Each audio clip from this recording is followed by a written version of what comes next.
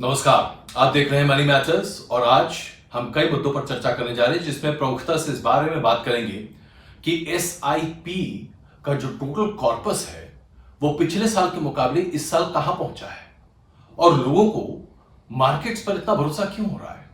आखिर क्या वजह है कि लोगों को अब इस बात की चेतना जाग चुकी है कि बाकी फाइनेंशियल इंस्ट्रूमेंट्स के मुकाबले बचत का सबसे अच्छा रास्ता म्यूचुअल फंड्स है। संजय मेहता फाइनेंशियल सर्विसेज के फाउंडर संजय इस वक्त हमारे साथ हैं। संजय भाई, अगर मैं डेटा देखूं तो ऐसा लगता है कि दुनिया ही बदल गई है। अगर हम 2019 के जनवरी की बात करें तो जो पूरे साल भर में जिस तरह का फंड्स आता था वो था तकरीबन जनवरी 2019 का सिर्फ एक महीने का फंड था जो एमयू का था, वो 2,39,000 करोड़ का फंड था। वो इनपुट अब 10,26,000 करोड़ पे जा पहुंचा है जनवरी 2024 में। ये 5 साल में क्या हो गया है?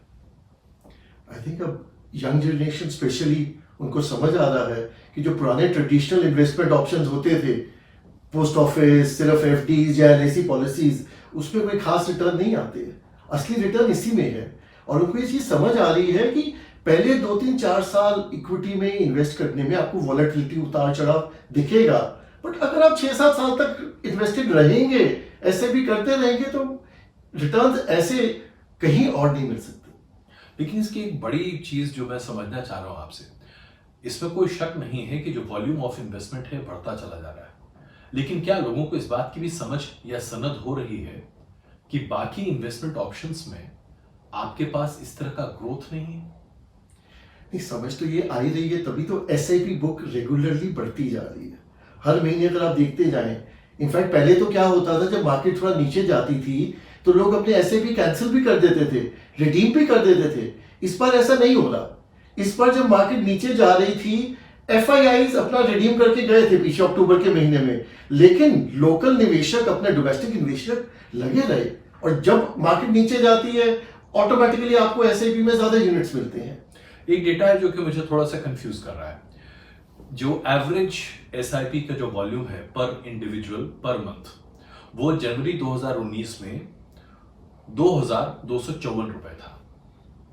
जब आप जनवरी 2024 की बात करते हैं तो यहां पर भी एसआईपी का जो वॉल्यूम है पर इंडिविजुअल पर मंथ वो 2,369 के आसपास, यानी कि बहुत बड़ा क्वांटम जंप नहीं है, लेकिन हां ये जंप देखने को बहुत जबरदस्त मिला था 2020 में और 2021 में। तो क्वांटम जंप बहुत ज्यादा नहीं है पर पर्सन, तो क्या हम ये माने कि नंबर ऑफ पीपल ज्यादा बढ़ गए? बिल्कुल, पर पर्सन ये है, बट अगर जो डेटा से पहले आप कह रहे थे जी। पर मंथ जितना एसआईपी बुक था, आज की डेट में तो करीब कितना 18,000 करोड़ करीब हर महीने एसआईपी बुक के थ्रू आ रहा है जी। और इसमें काफी श्रेय जाता है, मैं कहता हूं, गवर्नमेंट अथॉरिटीज को, कि देखिए अब आपको यकीन मानना मुश्किल हो जाएगा कि सिर्फ 100 रुपए में एसआईपी शुरू हो सकता है। Only 100 rupees. एक जमाने में ये फिगर 5,000, फिर 2,000, 1,000। अब किसी पे अगर 500 रुपए है तो 500 रुपए भी वो 3-4-5 फंड्स में एसआईपी शुरू कर सकता है। तो निवेशक का नंबर बहुत बड़ा है, इसीलिए थोड़ा सा ये फिगर इतनी ज्यादा नहीं बढ़ी है। अब जो एक बड़ा सवाल, अभी भी मार्केट विशेषज्ञों के हिसाब से तकरीबन 7 से 8% भारतीय ही एसआईपी कर रहे हैं, और तब हम इतने लाख करोड़, 10 लाख करोड़ एक महीना में जमा कर पा रहे हैं। अगर ये जो परसेंटेज है ये बढ़कर 30-40% हो जाए तो फिर तो हम क्या दुनिया के बाप हो जाएंगे? देखिए, इवेंचुअली तो ये परसेंटेज बढ़ेगी, जैसे जैसे लोगों में जागृति बढ़ेगी वैसे ही। अब ये एमफी ने जो एक स्कीम निकाली, जो कैंपेन की है, म्यूचुअल फंड ही सही है, मुझे लग रहा है काफी हद तक उससे लोगों को समझ आ रहा है। पहले कई लोगों को समझ नहीं आता म्यूचुअल फंड होता क्या है, डरते थे कि नई चीज है, रिस्की चीज है। अब वो थोड़ा थोड़ा समझ रहे हैं, और यंग जनरेशन खास करके जो कि बहुत ऑनलाइन रहती है, ऑनलाइन रिसर्च भी करती है अपने आप, तो ये तो बढ़ता ही रहेगा धीरे धीरे एसआईपी का, और जैसे जैसे रिटर्न्स दिखेंगे उतना ही ज्यादा निवेश आएगा। और ये सिर्फ मार्केट डायनेमिक्स की वजह से है या ये ग्रोथ फैक्टर की वजह से है? क्योंकि अगर मार्केट गिरा, जो हम सबके दिल में डर होता है, मार्केट गिर गया तो पैसे डूब गए, अजय जी, ये डेटा मैंने आपको शेयर किया है, मैं चाहूंगा आप सबको दिखाएं। जी। कुछ फंड्स जो कि 25 साल से एग्जिस्टेंस में है, उनका एवरेज रिटर्न 14% आया है। उसमें जो सबसे खराब फंड है, एक टॉरस का फंड है, उसका रिटर्न भी करीब करीब 8% आया है 8%। 25 साल के टेन्योर में।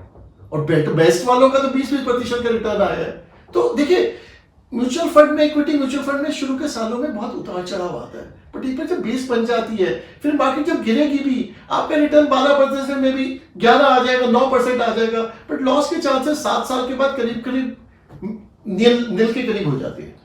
अब इसमें वो जो जब गिरने वाली बात आती है ना, जैसे वो एक बहुत झटका रहता है हर किसी के दिल में कि मार्केट गिर गया। अभी देखो, हमारा तो इतना x+y हो गया था, अब तो x-y हो गया है। इससे अपने आप को कैसे संभाले और कैसे उबारे? ये मानसिकता को आप कैसे दबा सकते हैं? देखिए, एक तो हर रोज हर महीने अपना पोर्टफोलियो देखने की जरूरत नहीं है। अब 3 महीने में एक बार रिव्यू कर ले, that is more than enough. और जैसा कि हमने पिछले एपिसोड में भी डिस्कस किया था, एसेट एलोकेशन बहुत सिंपल है। अगर आपका पोर्टफोलियो इक्विटी का कम हो रहा है, वैल्यू कम जा रही है, तो जब मार्केट नीचे आ रही है तभी तो आपकी वैल्यू कम हुई, तो उस टाइम पे थोड़ा डेट से इक्विटी में निवेश बढ़ा दें, और जैसे ही ऊपर जाएगा तो उस टाइम पे फिर से रीबैलेंसिंग कर लें। घबराने का नहीं है। अगर आप पिछले डेकेड की बात करें, सो बेसिकली कोविड ही था एक ऐसा टाइम जहां पे हम लगभग 40% गिरे थे। अदरवाइज पिछले इतने सालों में मार्केट गिरती है वही 5, 10, 15, 20%। ये इस टाइप का इवेंट तो वंस इन डेकेड आता है। बट 2020 कोविड से पहले सेंसेक्स 42,000 था जी। 23 मार्च को सेंसेक्स गिर के एकदम अपने न्यूनतम पे 25,500 पे आया था, और आज हम कितने पे 70,000 प्लस में बैठे हुए।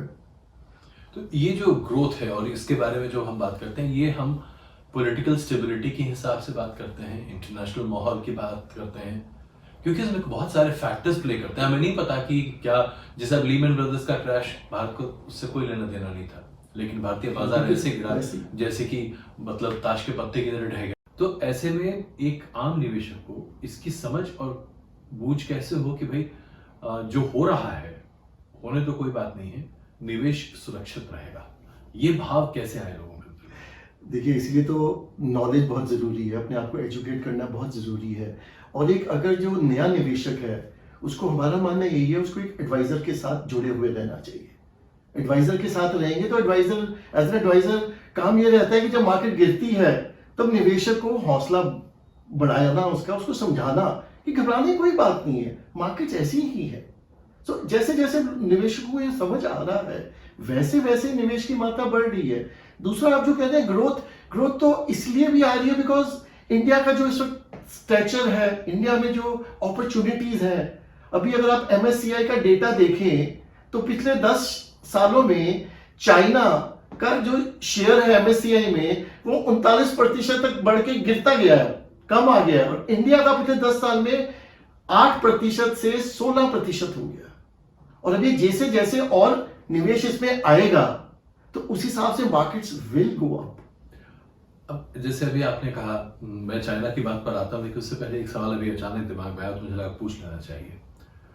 फाइनेंशियल एडवाइजर्स से जब लोग मशवरा करते हैं तो आमतौर पे लोगों के पास बैंकों में इन्वेस्टमेंट्स होते हैं, बैंक्स के जो स्टाफ और जो लोग होते हैं उनके पास एक अपनी सेट ऑफ प्रायोरिटीज होती हैं, किस फंड्स में कहाँ कैसे वो चीज़ों को इन्वेस्ट कराना चाहते हैं।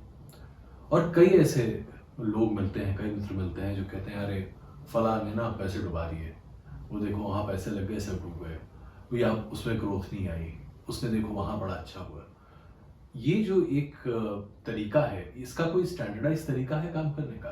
क्योंकि सारे बैंक्स में या कहीं पर भी आप चले जाएं, फाइनेंशियल इंस्ट्रूमेंट्स में बहुत सारे निहित स्वार्थ भी होते हैं। बिल्कुल, आप एकदम सही कह रहे हैं। बल्कि आपको अचंभा हो गया सुन के कि ज्यादातर आरएम्स तो म्यूचुअल फंड बेचना ही चाहते हैं, बिकॉज म्यूचुअल फंड में कोई इतनी ज्यादा पे आउट कमीशन नहीं है, बैंक्स की भी, एडवाइजर्स की भी। वो तो सबसे ज्यादा इंटरेस्टेड रहते हैं कि आप उनके पास पहुंचे और वो आपको एक लाइफ इंश्योरेंस पॉलिसी दे दें। हाँ, जो कि आप 5 साल तक फंस गए, 20 साल की है, और जो आप इवेंचुअली सरेंडर ही करोगे, तो बैंक्स के आरएम्स का तो मैक्सिमम रुझाव उस तरफ ही रहता है। तो ये इसीलिए अगर आज के अखबार आपने पढ़ा हो तो IRDAI रूलिंग आ रही है कि पहले था कि आप नई पॉलिसी 15 दिन में सरेंडर कर सकते हैं, अब वो इसको बढ़ा के 30 दिन करने वाले हैं। कि अगर आपको 29वें दिन भी लगता है कि ये गलत पॉलिसी थी आपके लिए, आप बगैर किसी पेनल्टी के उसको सरेंडर कर सकती हैं। सो उसमें भी थोड़े बहुत वो आ रहे हैं। बट अब ये तो है कि निवेशक को खुद ही जांचना पड़ेगा कि जो उसको रिकमेंड कर रहे हैं वो क्या चीज है, उसको समझना पड़ेगा। बिना समझे अगर फॉर्म साइन कर दिया तो फिर अब इवेंचुअली इस पे तो फिर उन्हीं का ही घाटा होगा। हाँ, जैसे बहुत सारे निवेशक हैं जो कहते हैं कि उनको यूलिप स्कीम्स पकड़ा दी जाती हैं और 5 साल तक मिनिमम पेमेंट होता है। 5 साल तक आपने पैसे लगाए और आपके पैसे शायद जितने लगाए तो उससे भी कम ही हो जाते हैं, क्योंकि यूलिप का कमीशन जो होता है वो बहुत ज़्यादा और हेवी होता है। बहुत ज्यादा। और ऐसे में लोगों की गाढ़ी कमाई दूसरी तरफ चली जाती है और शायद यही बहुत बड़ी वजह है इस तरह के हादसे कि लोग डरते हैं बाजार में निवेश करने को लेकर। इसका कोई उपाय है? अब इसके यही है, इसीलिए जो आजकल ये एमफी वगैरह आईआईटी वगैरह है जो एजुकेशन ऑफ इन्वेस्टर्स पे ध्यान दे रही है, जो खर्चा कर रही है, वो यही समझाने के लिए। प्लस सेमिनार्स होते हैं, कॉन्फ्रेंसेस होती है, उस पर यही समझाया जाता है। वो क्या कहते हैं ना, ग्राहक भी अवेयर। तो एक एक चीज को, जो भी आप कहाँ पे अपना पैसा डाल रहे हो उसको समझो। अगर कोई एडवाइजर भी आपको एक चीज बता रहा है करने को, तो उससे आप सवाल करें, निडर होकर सवाल करें, समझें कि वो अगर इस फंड को रिकमेंड कर रहा है तो क्यों कर रहा है, और उसको आपको समझाना पड़ेगा। अगर कोई एक ही फंड में आपको बोल रहा है कि सारे पैसे डाल दो तो जरूरत ही कुछ है, मतलब आपको फंड में भी 2 3 4 5 अलग अलग कंपनी के उस हिसाब से करना पड़ेगा। बिल्कुल। एक आखिरी सवाल, आइए इस पर हम जरा चीन के बारे में बात करें। आपने अभी चीन का जिक्र किया। चीन के मुकाबले हमारी अर्थव्यवस्था पहले से काफी ज्यादा मजबूत होती दिखाई दे रही है। हमने पिछले एपिसोड में इस बारे में चर्चा भी की थी कि कैसे हम एक बहुत अट्रैक्टिव इन्वेस्टमेंट डेस्टिनेशन बन चुके हैं। लेकिन क्या आने वाले दिनों में चीन की गिरती अर्थव्यवस्था से भारत पर कोई प्रभाव पड़ सकता है? क्या भारत की इकोनॉमी चीन की इकोनॉमी के कोलैप्स की वजह से प्रभावित हो सकती है? देखिए, पूरा तो कोलैप्स नहीं हुआ, बट हाँ फर्क तो पड़ ही रहा है। बिकॉज अब जो नया पैसा एफआईआईज कर रहे हैं वो कुछ प्रतिशत ही चीन को जा रहा है। ये डेटा उसी को ही प्रूव कर रहा है कि अब वो पैसा इंडिया में भी आ रहा है, मैन्युफैक्चरिंग भी आ रही है, तो धीरे धीरे उससे बढ़ेगा ही यहाँ पे निवेश। और जैसे जैसे निवेश बढ़ेगा, नई फैक्ट्रीज बनेगी, मैन्युफैक्चरिंग होगी, तो वो इकोनॉमी विल इम्प्रूव। एक सवाल ले लेते हैं, क्योंकि आपके कुछ एक दर्शक हैं जो आपसे सवाल पूछना चाहते हैं। सुशील शर्मा जी हैं, उनका सवाल बड़ा सीधा सा है। पहले तो उन्होंने संजय मेहता जी को बहुत धन्यवाद कहा है कि अवेयरनेस में बहुत मदद कर रहे हैं। सुशील शर्मा जी ये सवाल पूछना चाहते हैं कि अगर मेरे पास महीने के 5,000 रुपए एक्स्ट्रा है तो ये 5,000 रुपए मैं किस तरीके से इन्वेस्ट करूं ताकि 10 साल के बाद मेरे पास एक ऐसा कॉर्पस हो जिससे मैं अपने बच्चे की पढ़ाई में लगा सकता हूं। किस तरीके से 5,000 रुपए एक व्यक्ति प्रतिमाह इन्वेस्ट करे, और आप कौन सी स्कीम्स सजेस्ट करेंगे ताकि एक अच्छा कॉर्पस 10 साल के बाद खड़ा हो सके? सबसे बढ़िया तो यही रहेगा कि एसआईपीज करें इक्विटी म्यूचुअल फंड्स में, और हमारा मानना है 4 से 5 अच्छे फंड का एक पोर्टफोलियो बना लें। उसमें large cap, diversified, flexi, small, mid, हर कैटेगरी का एक एक फंड ले लें और अलग अलग कंपनीज के ले लें। और अगर एडवाइजर के थ्रू लेंगे तो और आसान रहेगा, एडवाइजर उनको फंड सिलेक्शन में बहुत मदद करेगा, और इसी को कंटिन्यू रखें। लेकिन ये जो 10,000 की फिगर है, हर साल सुशील जी आपकी तनख्वाह बढ़ेगी, आपको इंक्रीमेंट मिलेगा, कभी बोनस भी मिल सकता है, तो हर साल आपको कम से कम 15 से 20% इस अमाउंट को बढ़ाना चाहिए। 10 का 12, 12 का 15। नहीं तो अगर 10,000 ही करते रहे इतने साल तो इन्फ्लेशन का बाद में कॉर्पस थोड़ा कम हो जाएगा। तो यानी कि एक अच्छा कॉर्पस जमा किया जा सकता है। अगर 10 साल आप 5,000 रुपए भी प्रतिमाह निकाल रहे हैं तभी एक अच्छी राशि जमा की जा सकती है। तो आप अपने सुझाव और उसके साथ साथ सवाल हमें जरूर भेजते रहिए। संजय मेहता जी आपके सवालों का जवाब देंगे। उम्मीद करते हैं कि आगे से आप फोकस्ड सवाल और ज्यादा पूछें, क्योंकि तब शायद संजय मेहता जी कुछ आपको सजेशंस भी दें कि आप कहां और कैसे पैसे डाल सकते हैं और पैसे से पैसा कमा सकते हैं। बहुत धन्यवाद हमारे साथ जुड़ने के लिए। धन्यवाद संजय।